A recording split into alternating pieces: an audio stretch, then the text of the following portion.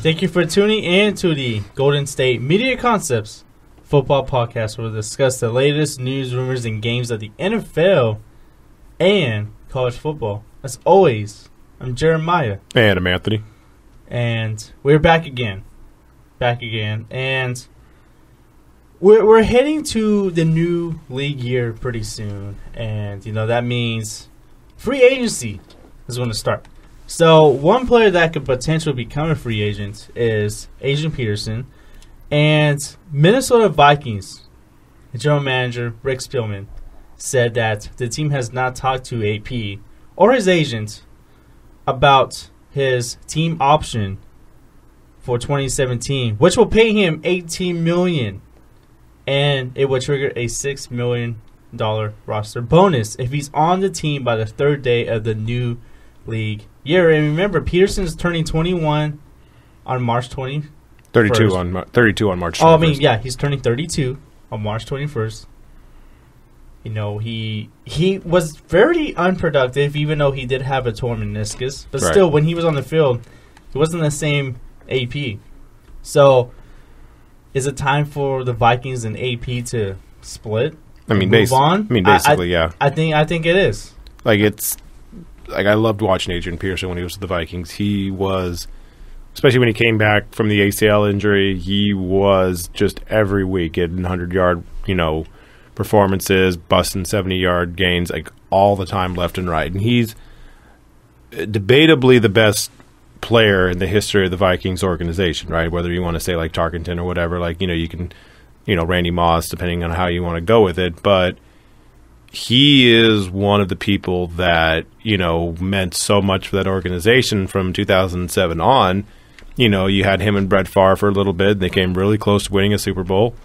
And, if anybody could have done the whole, stopping Father Time kind of thing of a 30-year-old running back, he would have been the one I would have chosen to be that guy. But, like you said, he's going to be 32 in a couple of weeks, and he's, not the same guy. Maybe he had a bad year, right? It could be the thing of, maybe he just had a bad year, and maybe he'll come back and be a lot better this year. Because you'd say, he was injured. Okay, well, also, when you get older, those injuries tend to happen a lot more, right? It's one of those things where, yeah, you are, unfortunate because of injury, but as you get older, those injuries kind of happen more and more. So it's not to say that, he can't get back to somewhat of Adrian Peterson, but he's also probably just as likely to hurt his knee again, right? That's a solid enough, option. And if you're the Vikings, you can't give $18 million to that. It's one thing if his contract was a lot less, but $18 million, man, that's you can invest all that money in a guy that might get hurt. And then it's not like you're the Viking or the Cowboys and have a good running back, behind him with Darren McFadden and even Alfred Morris. If Ezekiel Elliott went down, you basically have him. We saw once he went down, it's okay, so they have nobody. So, as much as it may stink, that's how the NFL works. Joe Montana was, didn't end his career with the San Francisco 49ers. Joe Namath didn't end it with the Jets. Brett Favre didn't end it with the Packers. These things happen. Even running backs. Emmitt Smith didn't end his career with the Cowboys. So, it's going to happen. It'll probably happen sometime soon. And then he can test the free agency market, whether he wants to go to a really, really good team, whether he wants to go to Green Bay and try and see if he can kind of latch on with Aaron Rodgers and see if he can win a Super Bowl that way, or whether he, just kind of signs a little bit of smaller deal and wants to go to your 49ers because he wants to basically get a lot of, time in and see if he can do it. But, yeah, I think his days with the Minnesota Vikings, he won't be in a uniform come opening day this year. Yeah, and I don't think either. It's hard for me to give $18 million to an aging running back like that. Well, Rick Spielman did say, no matter what happens with Adrian Peterson in the next 2 weeks, he said Adrian will always be a Minnesota Viking. And that's basically the death blow of just he'll always be a Viking, just not actually on the roster. The fact that he said no matter what happens in the next 2 weeks pretty much tells you that they're not very confident. That's what you tell your girl if you're breaking up with her. No matter what happens, exactly. We'll always be friends. That's not a good sign, man. That you can, just by that you told me that he will always be a Minnesota Viking, that tells me that the future doesn't you're telling me that he's not in your future. Right, exactly. And I think the Vikings are going to look in the draft for a running back because this is a real good running back class. Like, yeah, exactly. You can get a good running back in the second or third round. Yeah. And Spillman said this is probably one of the best class he's ever seen. So I do think they will definitely move on. They will address the running back position in the draft because the guys that they have now, Jared McKinnon and Matt Asiata, no good. They stink. They're bad. Yeah. They just couldn't. They weren't productive. Right. Matt Asiata was slow. Mm-hmm. Jared McKinnon, he looks athletic, but that's all he is. He's just an athletic football player. Right. So I do think Peterson would not be a Viking. And unfortunately, it's not going to happen. But moving forward to the offseason here, there's going to be a number of teams that are going to be interested in Adrian Peterson. You know why? He did say that he has his eye on a number of teams like the New York Giants, the Tampa Bay Buccaneers, and the Houston Texans. I think the New York Giants would be a good fit because you got a team that is playoff ready. Yeah. You got Eli Manning, who is in the back end of his career. You got one of the top receivers in the game in Odell Beckham Jr. So there's some potential for a good playoff run there because Adrian Peterson, he wants to play for a contending team. Oh yeah, obviously, that can win the Super Bowl now, and I do think that can be one team. Another one, in my opinion, will be the Green Bay Packers. Playing with Aaron Rodgers and that offense, I do think that'd be a good chance. And that was one of Green Bay's main weaknesses last year was running the football. They couldn't do it. They had Ty Montgomery, a receiver, as a starting running back. Yeah, that pretty much tells you how Ocho was the running back. That pretty much tells you how the running backs were last season. Pretty much, yeah. And I can see him with Tampa Bay mainly because Doug Martin is suspended for the first 4 games. So I do think they can make a potential good duo there, and Adrian Peterson doesn't have to carry the rock 20 times a game. So I can see a potential marriage there. The Texans, maybe. They do got Lamar Miller there. They did invest money in Lamar Miller. But Lamar Miller looks like he wants to be a workhorse, but he looks like he cannot be that first-tier level running back that they signed him to be, or that Lamar Miller wants him to be. But I do think the potential backfield of Adrian Peterson and Lamar Miller is really scary. And this is the team that could potentially get Tony Romo. So I think it's also the situation. I don't think he goes to Houston just in the sense of he's not going to want to share the load. Like, Adrian Peterson is one of the top, 15 best running backs of all time, 10 to 15, depending on where you want to classify him. Like, that's an ego, man. Like, you're not going to go from like being the lead back in Minnesota for a decade to now accepting the fact that it's like, oh yeah, I'll come off the bench basically in Houston to this Lamar Miller who's not done a third of what I've done in the league kind of thing. Like, ego's kind of a thing. He's going to want to go to a team that's just like, oh, you don't have any running backs in New York? Okay, I got you. Oh, you're having a wide receiver started running back? Oh, yeah, no, cool, I got this. Like, you're going to want to go to a place that's also really talented, needs you. You can slip in right there, and now all of a sudden you have completed the basic quarterback, running back, wide receiver trio, whether it's in New York or Green Bay. Now you've completed it, and now you got a chance to make it to the Super Bowl. Like, you're going to want to do that. Like, Houston, that'll be a really good tandem of running backs. Ego, man. Ego's a thing. Yeah, and that's why I don't think he would go to Houston or Tampa Bay. Right. He doesn't want to share. And I wouldn't either. I think New York would be a perfect spot for him because, I do think Paul Perkins would be a great complementary back to Adrian Peterson. And this is the team that has had trouble running the ball for like the past few seasons. Right. And I do think a running game could elevate the offense there. So I like him in New York. I do like him in Green Bay. As far as another potential team goes, maybe Detroit, but that's kind of a stretch, so to speak, because Detroit they haven't had success running the football. Well, they had 2 running backs. They just got hurt. Like, they just kind of you started off the year with Abdullah, and then he got hurt, and then Riddick. It's kind of thing where it's like they have them, but it's just, you're going to have a third one come in, and that might be a little weird.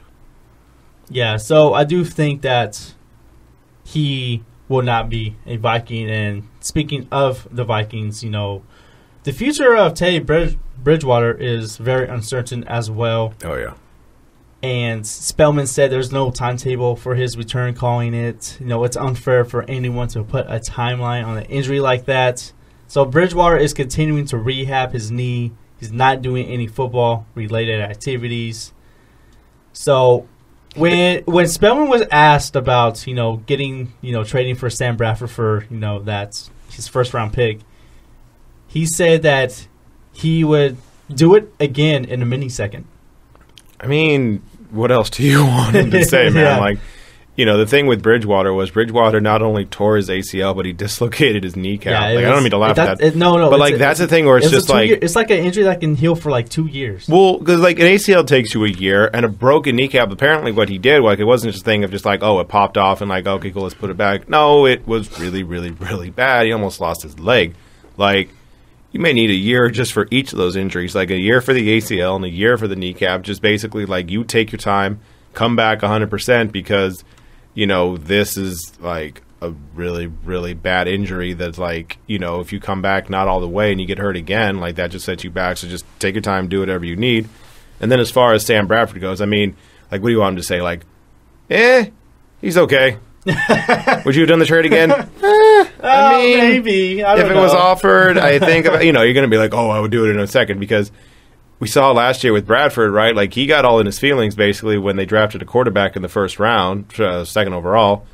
He all of a sudden was just I don't want to play here anymore, right? Remember that in Philly? Yeah. He basically was the guy that got all pissed off for that. So, he's kind of sensitive in that aspect. So, you want to boost his ego. We would do that in a second. The man's in the prime of his career, which, I mean, technically, yes. Also, before the prime of his career, he's been injured a lot and has been unreliable. He's on his third team. Right, there's that too. He's number 1 overall pick. That's the thing, Sam Bradford's not a bust. It's the thing, it's he's not a bust because you think of a bust as a Ryan Leaf or Jamarcus Russell kind of thing. He's not that. He's been a good enough quarterback. Just, he's never been anywhere close to what you want a number 1 overall pick to be. Yeah, and with his contract is actually expiring after the 2017 season. So Spillman didn't really what he said regarding Bradford. He said they haven't really tried to work out an extension yet. He wouldn't say whether or not they would. So that's what he said. He said everything is in flux right now. I'll just leave it at that. So he's basically going to play him out this year and hope for Bridgewater to come back. Hope for Bridgewater to come back. And if Bridgewater's, through 13 games or something like that, starts to be yeah, coach, I got this. I'll be able to go next year. Everything will be great. If you can kind of see that progress going there, then you just look at Bradford and maybe you try and trade Bradford or something like that. I don't know. Maybe you try and sign him or something like that. You kind of take it from there, right? Because if Bradford goes away, okay, you have Bridgewater. And if they re-sign Bradford, and you can get a couple of games to highlight Bridgewater, maybe you trade him, right? Maybe you get a 4th-round pick for him or something like that. There's ways around this that could make it so you can get good value because, you gave up a lot to get him. But yeah, they did. They gave up a whole lot. And I think the Vikings have a decision to make soon. They had to decide between Sam Bradford and Teddy Bridgewater. I never thought I would ever say that in my life. I mean, I never thought I would say that ever in my life. Bridgewater's the weirdest thing because he was so hyped in his junior year or sophomore year, whatever the year was. I think it was before he came out. His the year before he came out, yeah. He was the number 1 overall pick. Look at this guy in Louisville; he's great. Da da da. And then he had a good year, and then all of a sudden, once the draft came along, people were just maybe not. And then he goes either the last pick of the first round or the first pick of the second round, and he's. He had a good enough rookie year. He had a good enough start to his career. It's just that one day in practice, just his knee went boom, literally went boom. And now, hopefully, he can get back to being an NFL quarterback. It's honestly, there's no guarantee that he even comes back at all. Yeah, and there really isn't. So that's why I think it's very important for the Vikings to make a decision. They're going to have to make a decision late in the winter between Sam Bradford or Teddy Bridgewater. Bridgewater may not even come back to like 2019. That's how significant that injury is. Mm-hmm. And so I do think there's a chance maybe they can extend Bradford and maybe happen to trade him, but they have a decision to make on those two quarterbacks very soon. All right, well, enough about the Minnesota Vikings. When we get back, we're going to discuss Anthony's boy, Gronkowski. We're going to discuss Rob Gronkowski when we come back to the Going to Meet Concepts Football Podcast. Tired of searching the vast jungle of podcasts? Now listen close and hear this out. There's a podcast network that covers just about everything that you've been searching. Hey! The Golden State Media Concepts Podcast Network is here. Nothing less than a podcast bliss with endless hours of podcast coverage. From news, sports, music, fashion, cooking, entertainment, fantasy, football, and so much more. So stop lurking around and go straight out to the Golden State Media Concepts Podcast Network. Guaranteed to fill that podcast itch. Whatever it may be. Visit us at www.gsmcpodcast.com. Follow us on Facebook and Twitter, and download us on iTunes, SoundCloud, and Google Play.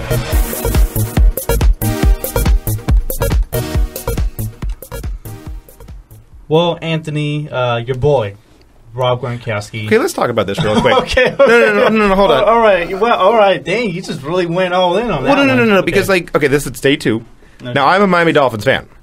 And this is 2 days in a row you said my boy Tom Brady and my boy Rob Gronkowski, which doesn't, match up all the way because they're both in the division and a rival. Now, don't get me wrong. I'm here for these jokes. I'm here for chaos. I'm here for all this fun. Also, Brady's funny on Instagram, and Gronkowski is a madman. It's fun for both of these things. But, also Dolphins fan. I'm just kind of going to point that out, kind of put that in there as well. Like Gronk, like Brady, also Dolphins fan. Anyways, continue. Okay, thank you for that disclaimer there. Okay, well, Rob Gronkowski told ESPN's Kerry Champion that he would no doubt be ready for the start of 2017 season. So, Gronkowski has been plagued by injuries, and he's only 27. You want to know how many surgeries he's had? He's had 8, and he had 3 last year. His third back surgery. And he's had 8 surgeries before the age of 27. Mm-hmm. So, don't get me wrong. Gronk is he's a talented player. Oh, God, yeah. He's like a god on the football field. You can't stop him when he's fully healthy. But you got to be concerned if you're the Patriots, the way that Gronkowski's health has been. Mm-hmm. He's had, his third back surgery. He's had 8 surgeries before the age of 27, and he hasn't been able to play 16 games in past 2 seasons. So you got to be a little concerned a little bit about Gronkowski. But the fact that he's saying that he would no doubt be ready should create some optimism there. And if he comes back fully healthy, this team can be even better on offense, and that's scary because this is the team that literally just won the Super Bowl and pulled off the greatest comeback of all time. Sure.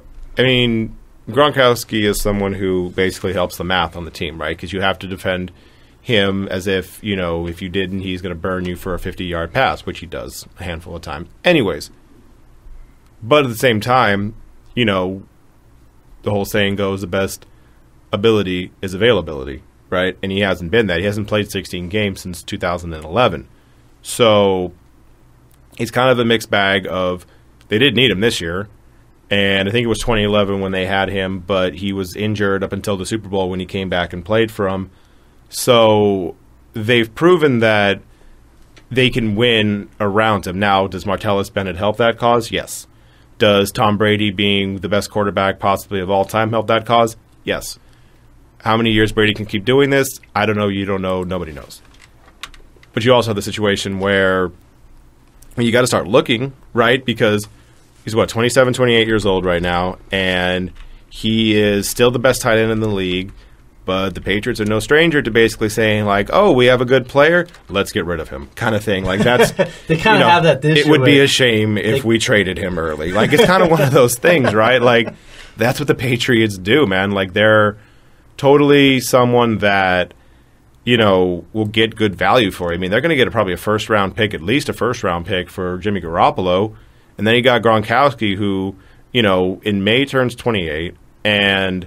he's going to be someone who, has already played in the league for 7 years.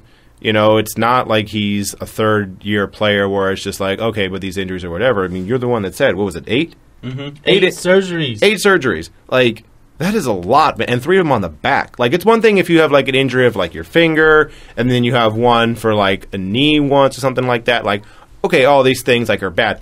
Through the back, like, the back controls everything, man. Like, the back, like, if you have a bad back, it takes a long time to come back from that, man, and you can't mess around with something like that. Like, you basically have to make sure you're fully healed, and he says he is now, and great, fantastic. He's, the real-life version of the Incredible Hulk, but also, like, I mean, eventually that goes away, right? Like, you could only deal with this for so long. Like, Jeremiah, I was talking with Ben about this on the sports podcast, where he was comparing him kind of to Derrick Rose, right, to where Derrick Rose, like, he was talking about, like, once Derrick Rose had his MVP season but then tore his ACL, it's like, okay, maybe they should start trading him because your value is never going to be higher than it is right now. And for Gronk, I mean, his value is probably never going to be as high as it is right now. Like, if he gets injured again next year, like, eventually teams are going to be like, look, man, like, we're not going to trade for him because, like, there's no guarantee that he's going to be healthy. Like, yeah, people go for his knees a lot of the times, it looks like, but he's also hurting his back. And if you get hit in the knees, that doesn't hurt your back. Like, it's, it's not one of those things if, like, he gets hit in the knees and he hurts his knees. That would make sense. He gets hit in the knees and hurts his back. Okay, that's a little bit of on your body then. It's not necessarily on people hitting you, right? So, I mean, I love Gronk. Gronk is one of my favorite players in the NFL by a mile. But, I mean, you can't necessarily keep trotting him out there and after 10 games just praying that he's either going to stay healthy or pray that he comes back at the end of the year so you can help in the playoff run.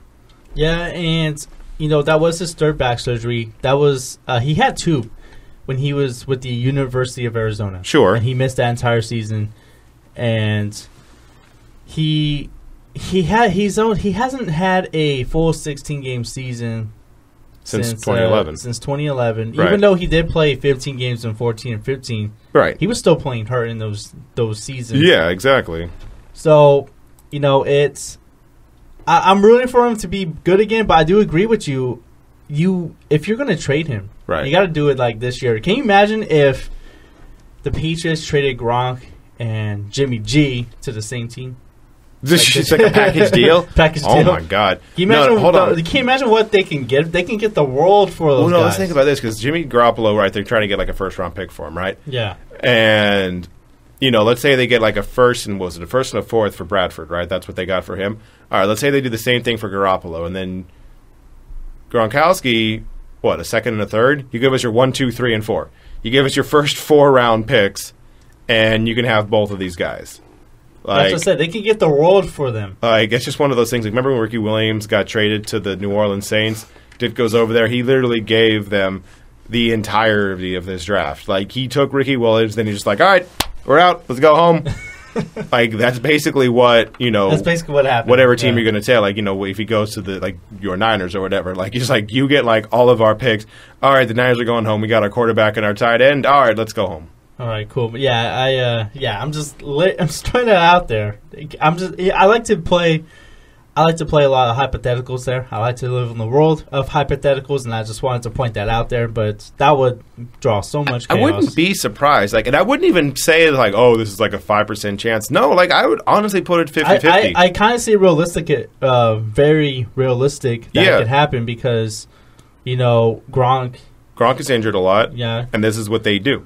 They do. They find ways to move on from, these types of players. Right. Like, if this was some team like the Steelers that kind of keep players around or whatever and do those kind of, like James Harrison still with the team and stuff like that. Polamalu played till the end. Like, I'm not saying, like, it's bad that they keep them, but, like, they're kind of more of an organization where, like, they'll keep that one player, but get other people around him to help out, right?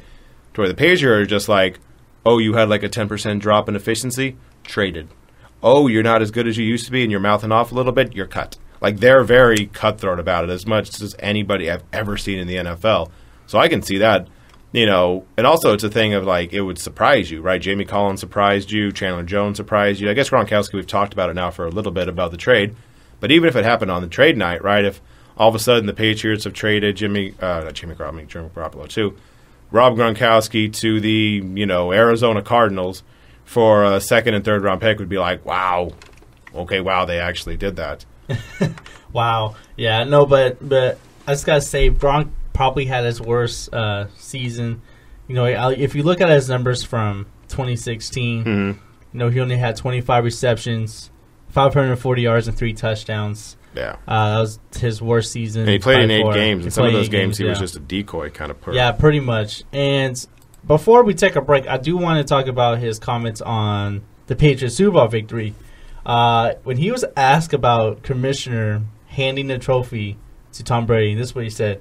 He said, quote, "It was great to see him hand over that trophy for sure. I was happy for Tom Brady." End quote. So he was asked what he thought of Roger Goodell handing the trophy to Tom Brady, and we do all know about that. The Deflategate we talked about for like literally, it was like a 2-year story when it should have been like a 3-day, maybe 1-day story. Right. But he was also asked about Goodell possibly returning to Foxborough anytime soon to attend a game after the Deflategate fallout. But Gronk wasn't too optimistic about that. He said, "To tell you the truth, I really don't think so. The fans are nuts. They are wild. They have the Patriots back no matter what. They have Tom's back. I'm telling you, Goodell won't get through that highway if the fans saw him. I don't even think he can land the airport in Boston because Patriots fans are the best. They're the most loyal fans." So there you go. I mean, did you hear them in Houston? Yeah. The boos that he got? Like, the closest thing I've ever heard to that was when they had Gary Bettman, the commissioner of the NHL, who gets booed on a regular. Like, that's the closest thing. But Goodell got up there, and it was the funniest thing, is like he could hear all the boos, and he's just trying to power through it. What a great game! Yeah, that's how the game's supposed to be played. Yeah, look, congratulations to the Patriots, and everyone's just boo, just like so loud, man. And that was in Houston, where I'm sure there was a bunch of Patriots fans, obviously, but that was, you know, 1,500 miles away from Houston to New England. If you go actually to the source, if you go to the Beehive, you are going to get stung a lot there, and they will continue to prop your face up on the Jumbotron, and every time just raining boos. Like, they will just yell your names like, Roger. Like, they'll just be vicious with the stuff they say. Not all will be classy. They will yell very, very mean things to you the entire game. Now, he's going to have to do it at some point. It's going to be a while. But I don't know if he does it.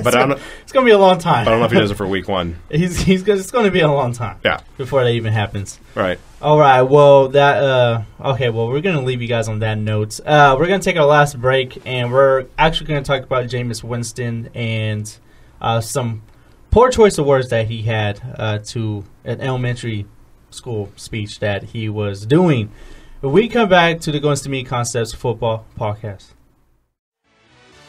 Are you looking for help for your fantasy football team? Check out the GSMC Fantasy Football Podcast. Get today's best advice on who to start, who to sit, even who you should draft. From sleeper picks to red-hot lineups, they got it all covered for you. That's gsmcpodcast.com/fantasy-football-podcast. We'll cover traditional leagues, dynasty, PPR, even IDP leagues. When you need fantasy help, there's just one show to hit up. Don't forget to like them on Facebook and follow them on Twitter. Visit gsmcpodcast.com for more info.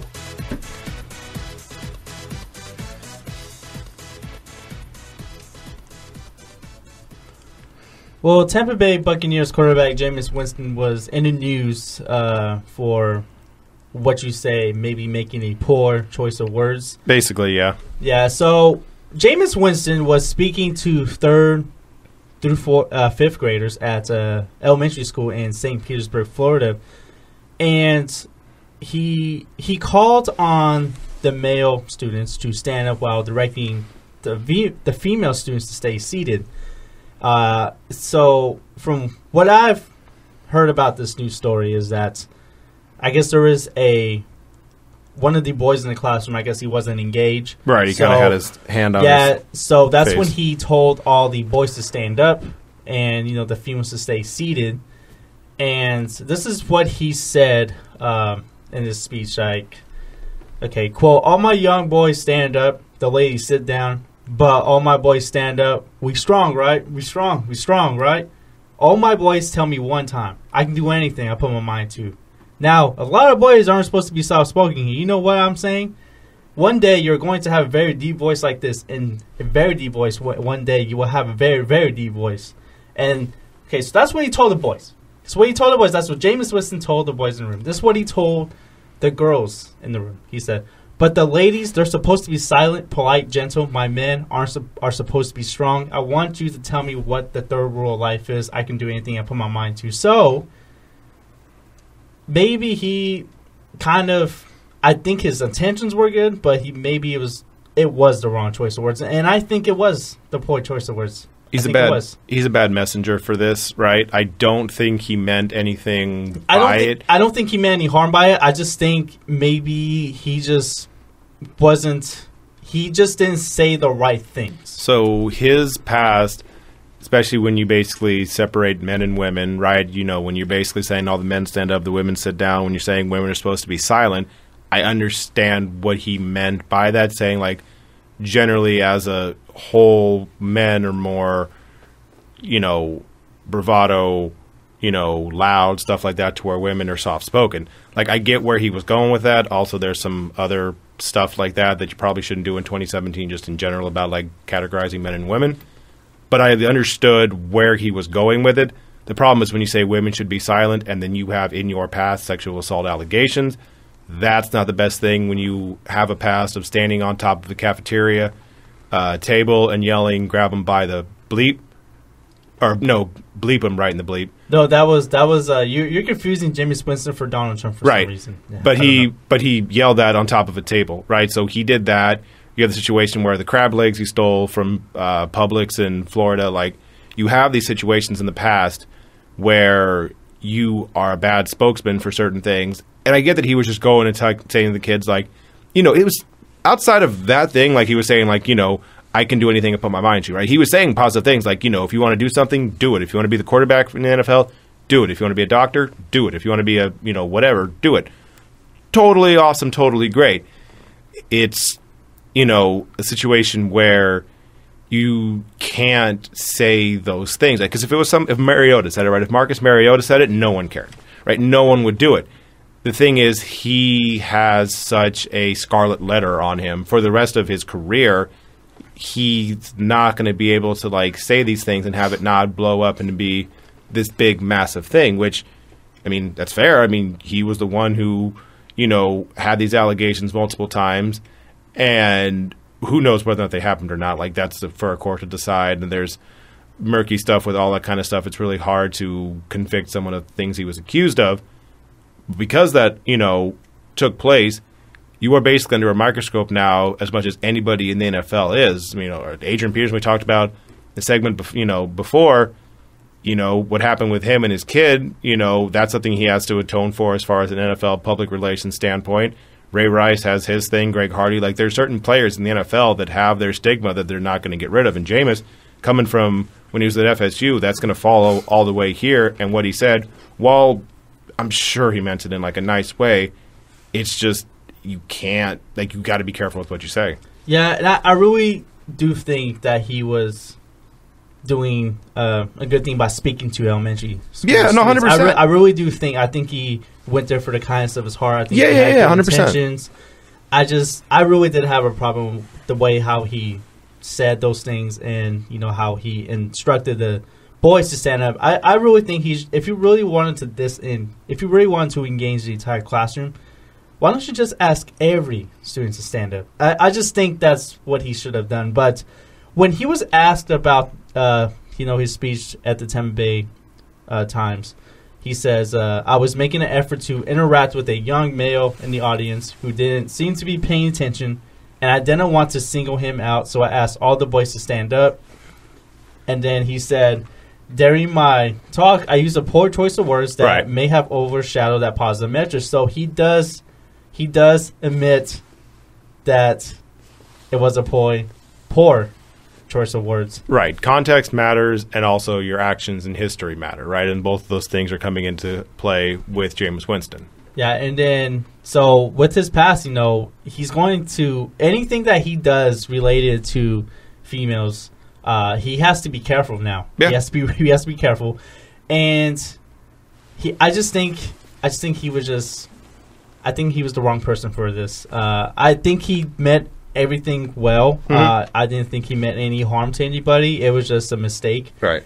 And I do think he's a talent in the league. I just think maybe he just wasn't the right spokesman for this. Right, exactly. All right. Well, that's going to conclude our show. I'd like to thank you guys for tuning in. I'll be back on Monday. You would not be here, Anthony. I will be back on Wednesday. Yeah, you're going to be here. It's going to be forever. I know. Well, yeah, you're kind of used to it at this point. Like, this isn't anything new. I don't think I've come on Monday or Tuesday for the last 6 months. But, yeah, I'll be back on Wednesday. You haven't. But I will discuss any news that will happen in the next 72 hours. Right. And as always, I'm Jeremiah. And I'm Anthony. And I'd like to thank you guys for tuning in to the Golden State Media Concepts Football Podcast. And you guys have a great weekend.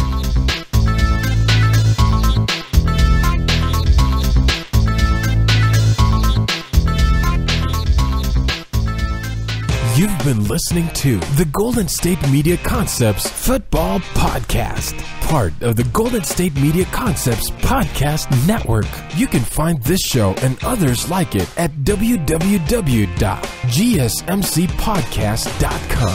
Download our podcast on iTunes, Stitcher, SoundCloud, and Google Play. Just type in GSMC to find all the shows from the Golden State Media Concepts Podcast Network, from movies to music, from sports to entertainment, and even weird news. You can also follow us on Twitter and on Facebook. Thank you, and we hope you have enjoyed today's program.